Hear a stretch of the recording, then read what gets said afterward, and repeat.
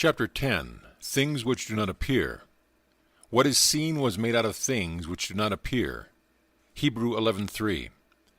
Human history, with its forms of governments, its revolutions, its wars, and in fact the rise and fall of nations, could be written in terms of the rise and fall of ideas implanted in the minds of men. Herbert Hoover. The secret of imagining is the greatest of all problems, to the solutions of which the mystic aspires. Supreme power, supreme wisdom, supreme delight, he in the far-off solution of this mastery. Douglas Fawcett. To refuse to recognize the creative power of man's invisible, imaginal activity is too great to be argued with. Man, through his imaginal activity, literally calls into existence the things that do not exist. By man's imaginal activity all things are made, and without such activity was nothing anything made that was made. Such causal activity could be defined as an imaginal assemblage of images, which occurring some physical event invariably takes place. It is for us to assemble the images of happy outcome, and then keep from interfering. The event must not be forced, but allowed to happen. If imagination is the only thing that acts, or is, in existing beings of men, as Blake believed, then we should never be certain that it was not some woman treading in the winepress who began that subtle change in men's mind. This grandmother is daily treading the winepress for her little granddaughter. She writes, "This is one of those things that make my family and friends say, 'We just don't understand it.' Kim is 2.5 years old now. I took care of her for a month after she was born, and did not see her again until a year ago, and then only for 2 weeks. However, during this past year every day I have taken her on my lap in my imagination, and cuddled her and talked to her. In these imaginal acts I go over all the wonderful things about Kim. God is growing through me. God is loving through me, etc. At first I would get the response of a very young child. When I started, 'God is growing through me,' she would reply, 'Me?' Now as I start, she completes the whole sentence. Another thing that has happened is, as the months have passed, as I take her in my imagination, on my lap she has grown constantly larger and heavier. Kim hasn't even seen a picture of me in the past year, and at most I could only be a name to her. Now sometime each day her family tells me she starts talking about me, to no one in particular, just talking. Sometimes it goes on for an hour, or she goes to the phone and pretends to call. In her monologue are such bits as, 'My Dee loves me. My Dee always comes to see me every day.' Even though I know what I've been doing in my imagination, it has caused me, too, to wonder much. All imaginative men and women are forever casting forth enchantments, and all passive men and women, who have no powerful imaginative lives, are continually passing under the spell of their power. There is no form in nature which is not produced by and sustained by some imaginal activity. Therefore, any change in the imaginal activity must result in a corresponding change in form. To imagine a substitute image for unwanted or defective content is to create it. If only we persist in our idea, imaginal activity, and do not let lesser satisfaction suffice, ours shall be the victory. When I read in Seed Time and Harvest the story of the schoolteacher who, through her imagination, in daily revision, transformed a delinquent pupil into a lovely girl, I decided to do something about a young boy in my husband's school. To tell all the problems involved would take pages, for my husband has never had such a difficult child, nor such a trying parent situation. The lad was too young to be expelled, yet the teacher refused to have him in their classes. To make matters worse, the mother and grandmother literally camped on the school grounds, making trouble for everyone. I wanted to help the boy, but alas, wanted to help my husband. So nightly I constructed 2 scenes in my imagination. 1, I saw a perfectly normal, happy child. 2, I heard my husband say, "I can't believe it, dear, but do you know R. is acting like a normal boy now, and it is heaven not having those 2 women around." After 2 months of persisting in my imaginal play, night after night, my husband came home and said, "It's like heaven around school." Not exactly the same words, but close enough for me. The grandmother had become involved in something that took her out of town, and the mother had to accompany her. At the same time, a new teacher had welcomed the challenge of R., and he was progressing wonderfully well into all I imagined for him. It is useless to hold standards that we do not apply. Unlike Portia, who said, "I can easier teach 20 what good to be done than be one of the 20 to follow my own teaching." G.B. allowed her own teaching. It is fatally easy to make the acceptance of the imaginal faith a substitute for living by it. "He has sent me to bind up the broken-hearted, to proclaim liberty to the captives, and the opening of the prison to those who are bound.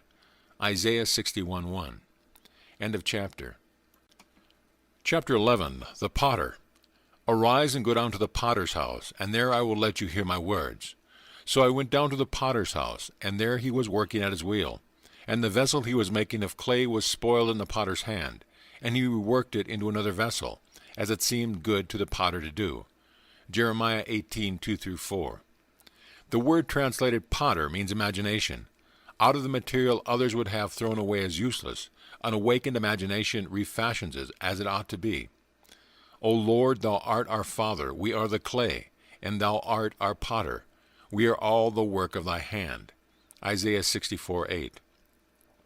This conception of creation as a work of imagination, and the Lord our Father as our imagination, will take us further into the mystery of creation than any other guide.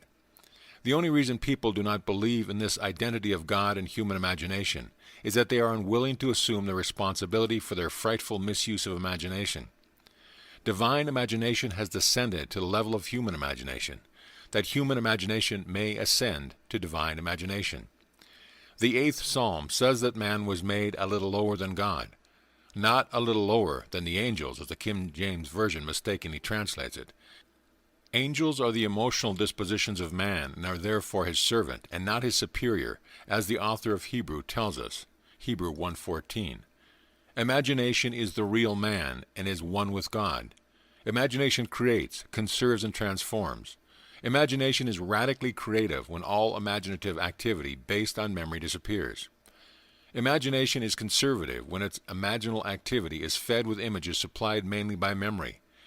Imagination is transformative when it varies a theme already in being, when it mentally alters a fact of life, when it leaves the fact out of the remembered experience, or puts something in its place if it upsets the harmony it desires. Through the use of her imagination, this talented young artist has made her dream a reality. Ever since I entered into the art field, I have enjoyed doing sketches and paintings for children's rooms. However, I have been discouraged by advisors and friends who were far more experienced in the field than I. They liked my work, admired my talent, but said I would not get recognition nor pay for this type of work. Somehow, I always felt I would, but how? Then last fall, I heard your lectures and read your books and decided to let my imagination create the reality I desired. This is what I did daily. I imagined I was in a gallery. There was a great deal of excitement about me. On the walls hung my art, only mine, a one-woman show, and I saw red stars on many of the pictures. This would indicate that they had been sold. This is what happened. Just before Christmas, I did a mobile for a friend who showed it to return to a friend of hers, who owns an art import shop in Pasadena. He expressed a desire to meet me, so I took a few samples of my work along. When he looked at the very first painting, he said he would like to give me a one-woman show in the spring.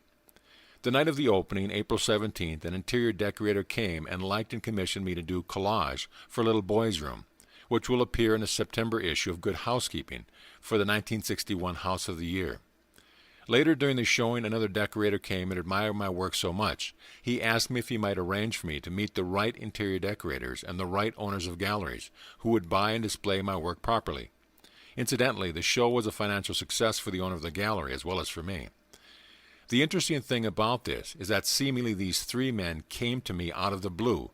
Certainly I made no effort during the time of my imagining to contact anyone, but now I am getting recognition and have a market for my work. And now I know without a shadow of a doubt that there is a no when you seriously apply this principle, that imagining creates reality.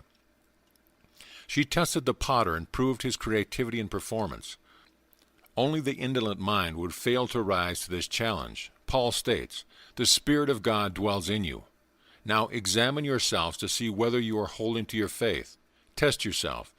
Do you not realize that Jesus Christ is in you? Unless indeed you fail to meet the test, I hope you will find out that we have not failed. If all things were made through him, and without him was not anything made that was made, it should not be difficult for man to test himself to find out who this Creator in himself is. The test will prove to man that his imagination is the one who gives life to the dead and calls into existence the things that do not exist. Romans 4:17. The potter's presence in us is inferred from what he does there. We cannot see him, there as one, not ourselves. The nature of the potter, Jesus Christ, is to create, and there is no creation without him. Every recorded story in this book is just such a test as Paul asked the Corinthians to make. God really and truly exists in man, in every human being. God wholly becomes us. He is not our virtue, but our real selves, our imagination. The following illustrations from the mineral world may help us to see how supreme imagining and human imagining could be one and the same power, and yet be vastly different in their creativity. Diamond is the world's hardest mineral. Graphite, used in lead pencils, is one of the softest. Yet both minerals are pure carbon. The vast difference in the properties of these two forms of carbon is believed to be caused by the different arrangements of the carbon atoms. But whether the difference is produced by a different arrangement of the carbon atoms or not, all agree that diamond and graphite are one substance, pure carbon. The purpose of life is the creative realization of desire. Man lacking desire could not exist efficiently in a world of continuous problems requiring continuing solutions. A desire is an awareness of something we lack or need to make life more enjoyable. Desires always have some personal gain in view. The greater the anticipated gain, the more intense the desire. There is no really unselfish desire. Even when our desire is for another, we are still seeking to gratify desire. To attain our desire, we should imagine scenes implying their fulfillment and enact the scene in our imagination, if only momentarily, with a joy sufficiently felt within its limits to make it natural. It is like a child dressing up and playing queen. We must imagine we are what we would like to be. We must play it in imagination first, not as a spectator, as an actor. This lady imaginatively played queen by being where she wanted to be in her imagination. She was the true actor in this theater. My desire was to attend a matinee performance of a famous pantomime currently playing in one of the largest theaters in our city. Because of the intimate nature of this art, I wanted to sit in the orchestra, but I didn't even have the price of a balcony seat. The night I determined to have this pleasure for myself, in my imagination, I fell asleep watching the wondrous performer. In my imaginal act, I sat at an orchestra-centered seat, heard the applause as the curtain rose, and the artist came on stage, and I actually felt the intense excitement of this experience. The next day, the day of the matinee performance, my financial condition had not changed. I had exactly $1.37 in my purse. I knew I must use the dollar to buy gas for my car, which would leave me with 37 cents. But I also knew I had faithfully slept in the feeling of being at the performance, so I dressed myself for the theater. While changing articles from one purse to another, I found a dollar bill and 45 cents in change hidden in the pocket of my seldom used opera purse. I grinned to myself, realizing that gasoline money had been given to me. So would the balance of my theater ticket be given to me? Gaily I finished dressing and left for the theater. Standing before the ticket window, my confidence dwindled as I gazed at the prices and saw $3.75 for orchestra seats. With a feeling of dismay, I turned away quickly and walked across the street to a cafe for a cup of tea. I had spent 16 cents on my tea before I remembered seeing the price of balcony seats on the ticket window list. Hurriedly, I counted my change and found I had $1.66 left. Running back to the theater, I bought the cheapest seat available, which cost $1.55. With 1 dime left in my purse, I went through the entrance, and the usher tore my ticket in half, saying, "Upstairs left, please." The performance was about to begin, but ignoring the usher's instructions, I walked into the main floor's ladies' restroom, still determined to sit in the orchestra section. I sat down, closed my eyes, and kept my inward sight riveted on the stage from the direction of the orchestra. At that moment, a group of women walked into the restroom, all talking at once, but I heard only one conversation, as a woman speaking to her companion said, "But I waited and waited until the last moment. Then she called and said she couldn't make it. I would have given her ticket away, but it's too late now." Not realizing it, I handed the usher both tickets, and he tore them in half before I could stop. I almost laughed aloud. Getting up, I walked over to this lady and asked if I might use the extra ticket she had, instead of the balcony seat I had bought. She was charming and kindly invited me to join her party. The ticket she handed me was for an orchestra section, center seat, 6th row from the stage. I sat in the seat only moments before the curtain rose on a performance I had witnessed the night before from that seat, in my imagination. We must actually be in imagination. It is one thing to think of the end, and another thing to think from the end. To think from the end, to enact the end, is to create reality. The inner actions must correspond to the actions we would physically perform after these things should be. To live wisely, we must be aware of a imaginal activity and see to it that it is faithfully shaping the end we desire. The world is clay. Our imagination is the potter. We should always imagine ends that are of value or promise well. He who desires but acts not breeds pestilence. What's done flows from what's imagined. Outward forms reveal the imagings of man. Man is the shuttle to whose winding quest and passage through these looms God ordered motion, but ordained no rest. I run a small business, solely owned, and a few years ago it seemed that my venture would end in failure. For some months, sales had fallen steadily, and I found myself in a financial jam, along with thousands of other small businessmen, as this period spanned one of our country's minor recessions. I was badly in debt and needed at least $3,000 almost immediately. My auditors advised me to close my door and try to salvage what I could. Instead, I turned to my imagination. I knew your teaching, but had never actually attempted to solve any problem in this manner. I was frankly skeptical of the entire idea that imagination can create reality, but I was also desperate, and desperation forced me to test your teaching.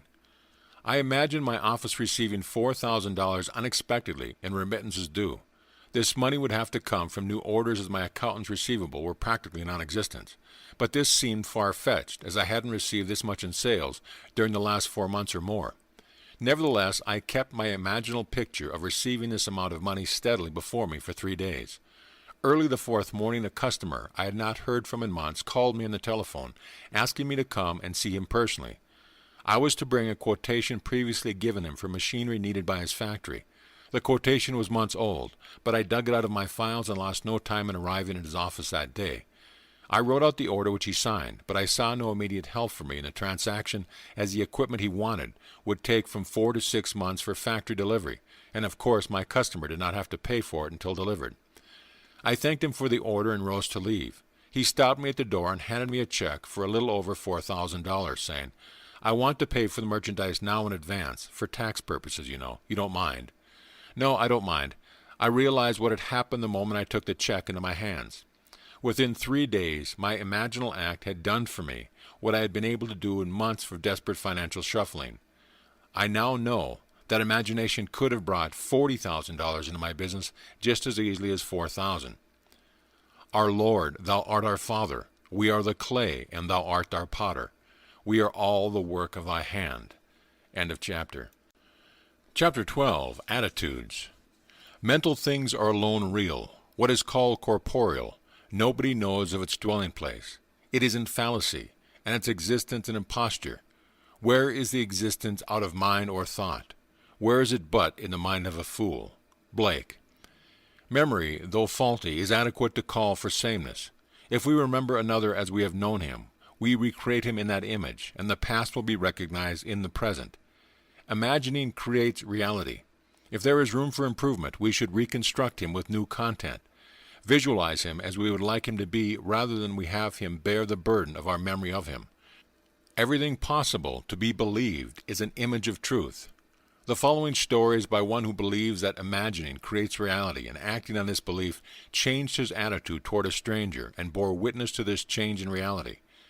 More than 20 years ago, when I was a green farm boy newly arrived in Boston to attend school, a panhandler asked me for money for a meal. Although the money I had was pitifully insufficient for my own needs, I gave him what was in my pocket. A few hours later, the same man, by this time staggeringly drunk, stopped me again and asked me for money. I was so outraged to think the money I could so ill afford had been put to such use. I made myself a solemn pledge that I would never again listen to the plea of a street beggar. Through the years I kept my pledge, but every time I refused anyone, my conscience needled me. I felt guilty even to the point of developing a sharp pain in my stomach, but I couldn't bring myself to unbend. The early part of this year, a man stopped me as I was walking my dog and asked for money so he could eat. True to the old pledge, I refused him. His manner was gracious as he accepted my refusal. He even admired my dog and spoke of a family in New York State he knew that raised Cocker Spaniels. This time my conscience was really pricking me. As he went on his way, I determined to remake the scene as I wished it had been. So I stopped right there on the street, closed my eyes for only a few moments, and enacted the scene differently. In my imagination, I had the same man approach me, only this time he opened the conversation by admiring my dog. After we had talked a moment, I had to say to him, "I don't like to ask you for this, but I really need something to eat. I have a job that begins tomorrow morning, but I have been out of work and tonight I am hungry." I then reached into my imaginary pocket, pulled out an imaginary $5 bill, and gladly gave it to him. This imaginal act immediately dissolved the guilty feeling and the pain. I know from your teaching that an imaginal act is fact, so I knew I could grant anyone what he asked, and by faith in the imaginal act consent to the reality of his having it. 4 months later, as I was again walking my dog, the same man approached me and opened the conversation by admiring my dog. "Here's a beautiful dog," he said. "Young man, I don't suppose you remember me, but a while back I asked you for some money and you very kindly said no. I say kindly, because if you had given it to me, I would still be asking for money. Instead, I got a job that very next morning, and now I am on my feet and have some self-respect again. I knew this job was a fact when I imagined it that night 4 months before, but I won't deny there was an immense satisfaction in having him appear in the flesh to confirm it. I have no silver and gold, but I give you what I have." Acts 3:6. None is to be discarded, all must be saved, and our imagination reshaping memory is the process whereby this salvation is brought to pass. To condemn the man for having lost his way is to punish the already punished. Oh, whom should I pity, if I pity not the sinner who has gone astray? Not what the man was, but what he may become should be our imaginal activity. Don't you remember sweet Alice, Ben Bolt? Sweet Alice, whose hair was so brown, who wept with delight when you gave her a smile, and trembled with fear at your frown? If we imagine no worse of him than he of himself, he would pass as excellent. It's not the man at his best, but the imaginist exercising the spirit of forgiveness that performs the miracle. Imagining with new content transformed both the man who asked and the man who gave. Imagining has not yet had its due in the system either of moralists or educators. When it does, there will be the opening of the prisons to those who are bound. Nothing has existence for us, save through the memory we have of it. Therefore we should remember it is not as it was, unless, of course, it was altogether desirable, but as we desire it to be. Inasmuch as imagining is creative, our memory of another either furthers or hinders him, and makes his upward or downward way easier and swifter. There is no coal of character so dead that it will not glow and flame if but slightly turned. The following story shows that imagining can make rings and husbands and move people to China. My husband, child of a broken home and raised by beloved grandparents, was never close to his mother, nor she to him. A woman of 63 in a divorce for 32 of those years, she was lonely and embittered, and by relationship with her was strained, and I was tempted to stay in the middle. By her own admission, her great desire was to remarry for companionship, but she believed this to be impossible at her age. My husband would often state to me that he hoped she would remarry, and as he fervently put it, perhaps live way out of town. I had the same wish, and as I put it, perhaps move to China. Being wary of my personal motive for this wish, I knew I must change my feeling toward her in my imaginal drama, and at the same time give her what she wanted. I began by seeing her in my imagination as a completely changed personality, a happy, joyous woman, secure and contented in a new relationship. Every time I thought of her, I would see her mentally as a new woman. About 3 weeks later, she came to our house for a visit, bringing a friend she had met many months previously. The man had recently become a widower. He was her age, secure financially, and had grown children and grandchildren. We liked him, and I was excited because it was obvious they liked each other. But my husband still thought it was impossible. I didn't. From that day on, every time her image rose in my mind, I saw her extending her left hand toward me, and I admired the ring on her finger. 1 month later, she and her friend came to visit us, and as I walked forward to greet them, she proudly extended her left hand. The ring was on her finger. 2 weeks later, she was married, and we haven't seen her since. She lives in a brand new house, way out of town, and as her new husband dislikes a long drive to her house, she might as well have moved to China. There is a wide difference between the will to resist an activity and the decision to change it. He who changes an activity acts, whereas he who resists an activity reacts. One creates, the other perpetuates. Nothing is real beyond the imaginative patterns we make of it. Memory, no less than desire, resembles a daydream. Why make it a daymare? Man can forgive only if he treats memory as a daydream and shapes it into his heart's desire. R.K. learned that we may rob others of their abilities by our attitudes towards him. He changed his attitude and thereby changed a fact. I am not a moneylender, nor I am in the investment business as such, but a friend and business acquaintance came to me for a substantial loan in order to expand his plant. Because of personal friendship, I granted the loan with reasonable interest rates and gave my friend the right of renewal at the end of 1 year. When the first-year term expired, he was behind in his interest payments and requested a 30-day extension on the note. I granted this request, but at the end of 30 days he was still unable to meet the note and asked for an additional extension. As I previously stated, I am not in the business of lending money. Within 20 days I needed full payment of the loan to meet debts of my own. But I consented again to extend the note, although my own credit was now in serious jeopardy. The natural thing to do was to apply legal pressure to collect, and a few years ago I would have done just that. Instead, I remembered your warning not to rob others of their ability, and I realized that I had been robbing my friend of his ability to pay what he owed. For 3 nights I constructed a scene in my imagination in which I heard my friend tell me that unexpected orders had flooded his desk so rapidly he was now able to pay the loan in full. The 4th day I received a telephone call from him. He told me that by what he called a miracle he had received so many orders, and big ones too, he was now able to pay back my loan, including all interest due, and in fact had just mailed a check to me for the entire amount. There is nothing more fundamental to the secret of imagining than the distinction between imagining and the state imagined. Mental things are alone real. Everything possible to be believed is an image of truth. End of chapter. Chapter 13. All Trivia. General knowledge is remote knowledge. It is in particulars that wisdom consists, and happiness too. Blake. We must use our imagination to achieve particular ends, even if the ends are all trivia. Because men do not clearly define and imagine particular ends, the results are uncertain, while they might be perfectly certain. To imagine particular ends is to discriminate clearly. How do we distinguish the oak from the beech, the horse from the ox, but by the bounding outline? Definition asserts the reality of the particular thing against the formless generalizations which flood the mind. Life on earth is a kindergarten for image-making. The bigness or littleness of the object to be created is not in itself important. The great and golden rule of art, as well as of life, said Blake, is this, that the more distinct, sharp, and wiry the bounding line, the more perfect the work of art, and the less keen and sharp, the greater is the evidence of weak imitation. What is it that builds a house and plants a garden but the definite and the determinate? Leave out this line and you leave out life itself. The following stories are concerned with the acquiring of seemingly little things, or toys as I call them, but they are important because of the clear imaginal images that created the toys. The author of the first story is one in whom it is said, "She has everything." This is true. She has financial, social, and intellectual security. She writes, "As you know, through your teaching and through my practice of that teaching, I have completely changed myself and my life. 2 weeks ago, when you spoke of toys, I realized I had never used my imagination for the getting of things, and I decided it would be fun to try. You told of a young woman who was given a hat by merely wearing that hat in her imagination. The last thing on earth I needed was a hat, but I wanted to test my imagination for this getting of things, so I selected a hat pictured in a fashion magazine.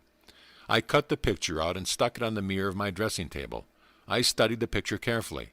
Then I shut my eyes, and in my imagination I put that hat on my head and wore it as I walked out of the house. I did this just once. The following week I met some friends for luncheon, and one of them was wearing the hat. We all admired it. The very next day I received a parcel by special delivery messenger. The hat was in the parcel. The friend who had worn it that day before had sent the hat to me with a note saying she did not particularly care for the hat and didn't know why she had bought it in the first place, but for some reason she thought it would look well on me, and would I please accept it. G.L. Movement from dreams to things is the power driving humanity. We must live wholly on the level of imagination, and it must be consciously and deliberately undertaken. All my life I have loved birds. I enjoy watching them, hearing their chatter, feeding them, and I am particularly fond of the small sparrow. For many months I have fed them crumbs of morning bread, wild birdseed, and anything I believed they would eat. And for all those months I have been frustrated as I watched the larger birds, particularly the pigeons, command the area, gobbling up most of the good seed and leaving the husk for my sparrows. To use my imagination on this problem seemed facetious to me at first, but the more I thought of it, the more interesting the idea became. So one night I sat about seeing the little birds come in for their full share of daily offering, and I would tell my wife that the pigeons no longer interfered with my sparrows, but took their share like gentlemen, and then left the area. I continued this imaginary action for almost 1 month. Then one morning I noticed that the pigeons had disappeared. The sparrows had breakfast all to themselves for a few days. For those few days no larger bird entered the area. They did return eventually, but to this day they have never again infringed on the area occupied by my sparrows. They stay together, eating what I put out for them, leaving a full share of the area to my tiny friends. And you know, I actually believe the sparrows understand. They no longer seem to be afraid when I walk among them. This lady proves that unless our heart is in the task, unless we imagine ourselves right into the feeling of our wish fulfilled, we are not there. For we are all imagination, and must beware and what we are in imagination. In early February, my husband and I had been in our new house 1 month, a home lovely beyond telling. Perched on a rugged cliff with the ocean for our front yard, wind and sky for neighbors and seagulls for guests, we were ecstatic. If you have experienced the joy and woe of building your own house, you know how completely filled with happiness you are, and how completely empty your purse is.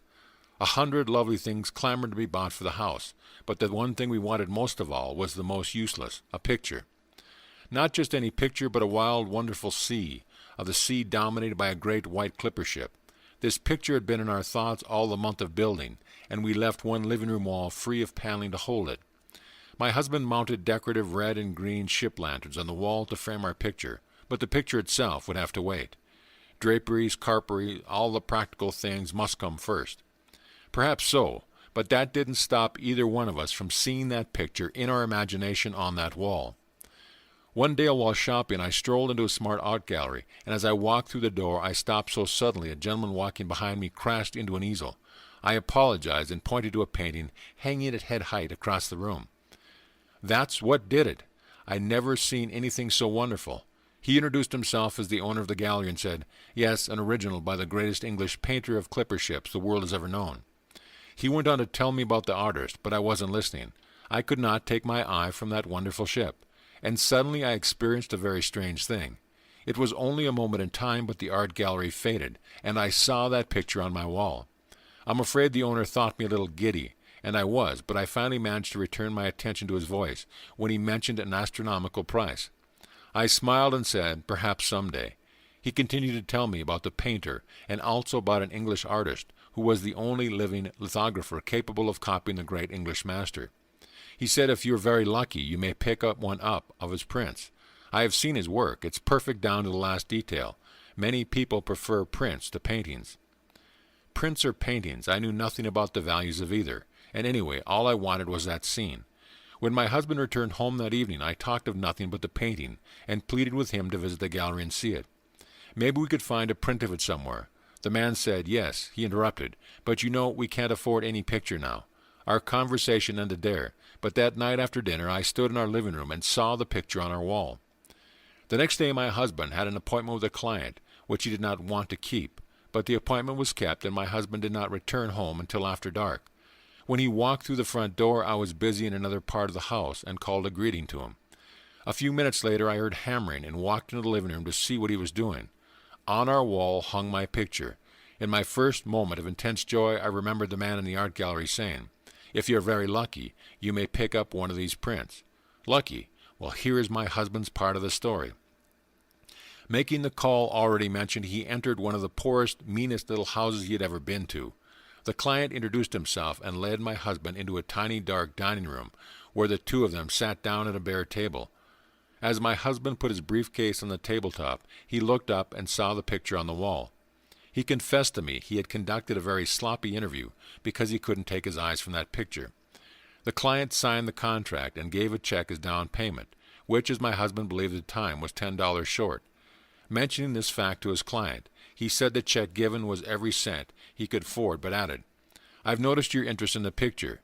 It was here when I took this place. I don't know whom it would belong, but I don't want it. If you'll put the $10 in for me, I'll give you the picture."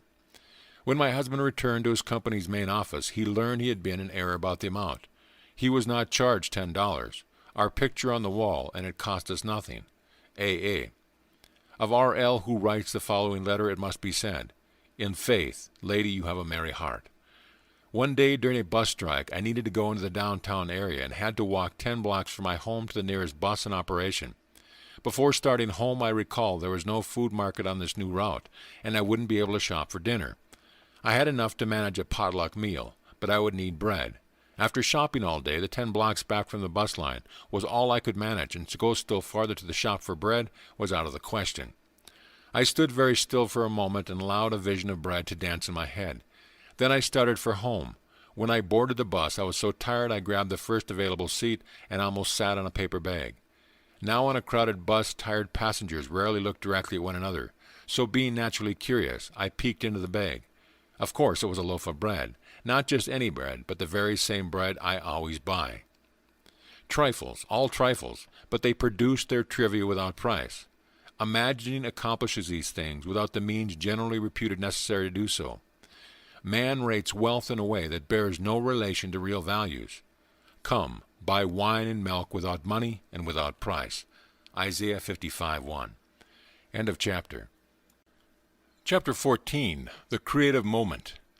The natural man does not receive the gifts of the Spirit of God, for they are folly to him, and he is not able to understand them because they are spiritually discerned. 1 Corinthians 2:14. There is a moment in each day that Satan cannot find, nor can his watch friends find it.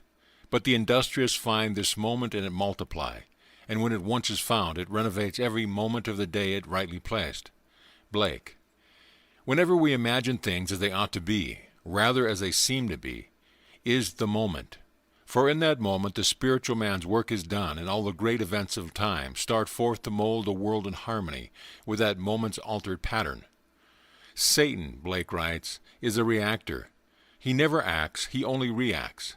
And if our attitude to the happenings of the day is reactionary, are we not playing Satan's part? Man is only reacting in his natural or Satan state. He never acts or creates. He only reacts or recreates. One real creative moment, one real feeling of the wish fulfilled, is worth more than the whole natural life of reaction. In such a moment, God's work is done.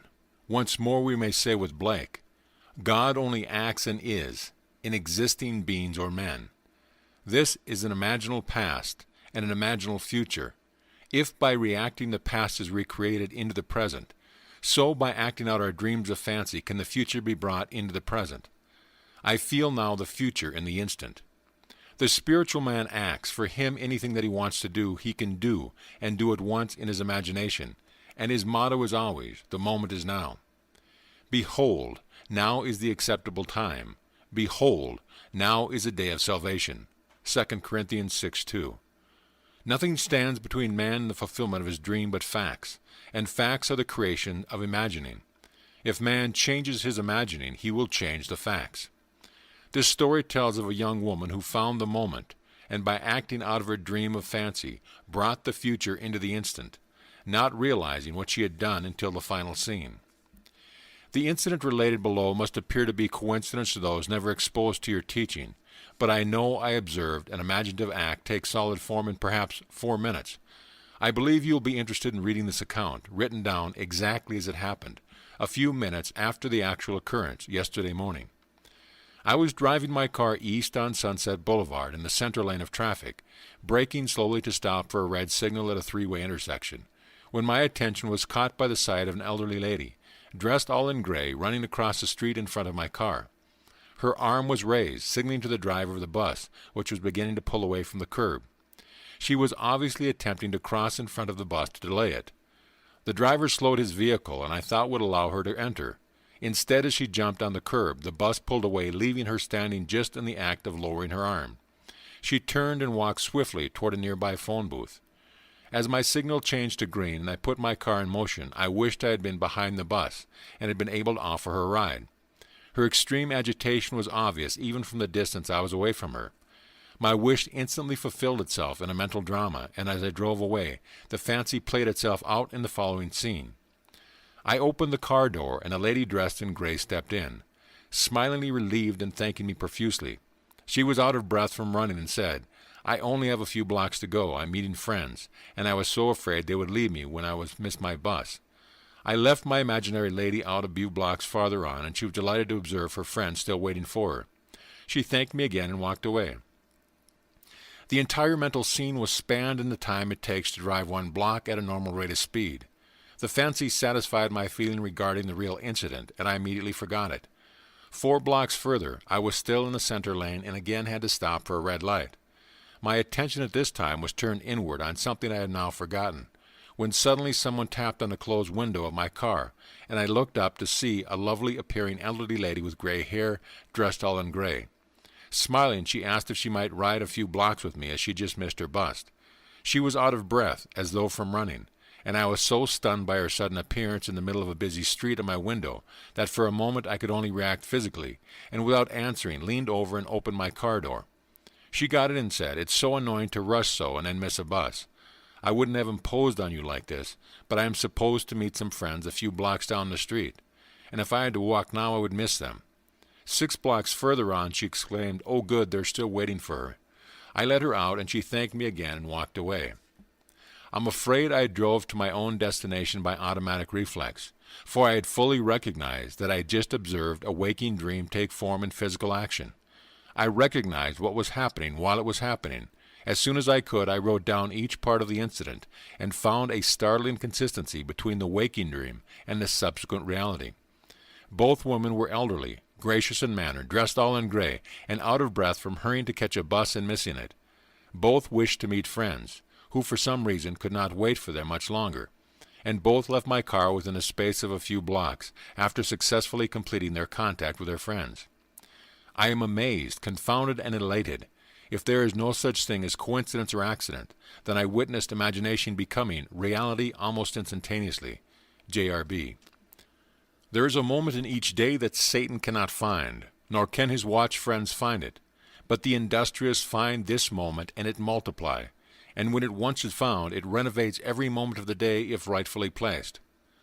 From the first time I read Your Search, I have longed to experience a vision. Since you told us of the promise, this desire has been intensified. I want to tell you of my vision, which was a glorious answer to my prayer, but I am sure I would not have had this experience were it not for something that occurred 2 weeks ago. It was necessary for me to park my car some distance from the university building where I was scheduled to conduct my class. As I left my car, I was conscious of the stillness about me. The street was completely deserted, no one in sight. Suddenly I heard a most frightful, cursing voice. I looked toward the sound and saw a man brandishing a cane, yelling between vile words, "I'll kill you, I'll kill you." I continued on as he approached me, for at the moment I thought, now I can test what I profess to believe in. If I do believe we are one, the Father, this derelict, and I, no harm can come to me. At that moment I had no fear. Instead of seeing a man coming toward me, I felt a light. He stopped yelling, dropped his cane, and walked quietly as we passed with less than a foot between us. Having tested my faith at that moment, everything about me had seemed more alive than before. Flowers brighter and trees greener. I had a sense of peace and the oneness of life I had not known before. Last Friday I drove to our country home. Nothing was unusual about the day or evening. I worked on a manuscript, and not being tired, did not try to fall off to sleep until around 2 the following morning. Then I turned off the light and drifted into that floating sensation, not asleep but drowsy as I call it, half awake and half asleep. Often while in this state, lovely unknown faces float before me, but this morning the experience was different.